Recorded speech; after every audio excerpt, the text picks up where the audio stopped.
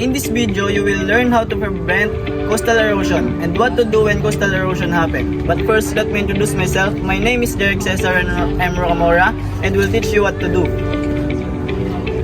Before we proceed to the main topic, first let's talk about what a coastal erosion is.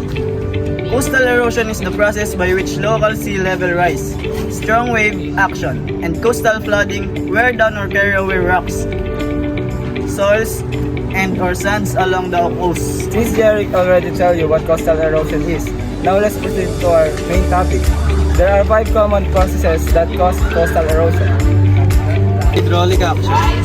Hydraulic action is the sheer force of water crashing against the coastline, causing material to be dislodged and carried away by the sea.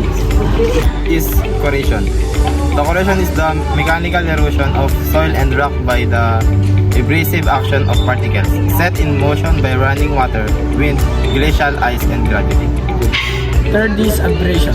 Abrasion is when rocks and other material carried by the sea are picked up by strong waves and thrown against the coastline, causing more material to be broken off and carried away by the sea.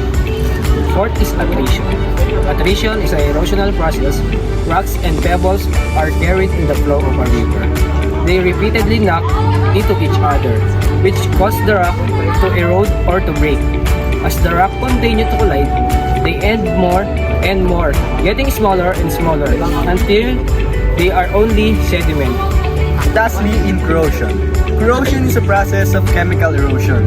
Rocks or stone can be eroded as water gets into cracks and holes and dissolve the rock through chemical changes. This process can occur with acid rain. Now you've learned about the 5 common processes that cause coastal erosion.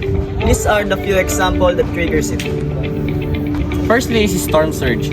Storm surge is an abnormal rise of water generated by a storm over and above the predicted astronomical tides. Secondly, coastal flooding. Coastal flooding happens when low-lying areas are submerged by seawater, influenced by the elevation of floodwater and the topography of the coastal land. Lastly is tsunami. Tsunami is massive waves triggered by undersea earthquakes or volcanic eruption. Start with modest heights in deep ocean waters. However, as they approach shallower coastal areas, the waves gain significant height due to decreasing depth of the ocean. And that are the few examples that triggers coastal erosion. How can we prevent coastal erosions? To prevent coastal erosion, measures include planting vegetation, constructing seawalls or breakwaters, beach nourishment, and implementing sustainable land use planning to minimize human impact on coastal areas. That's all.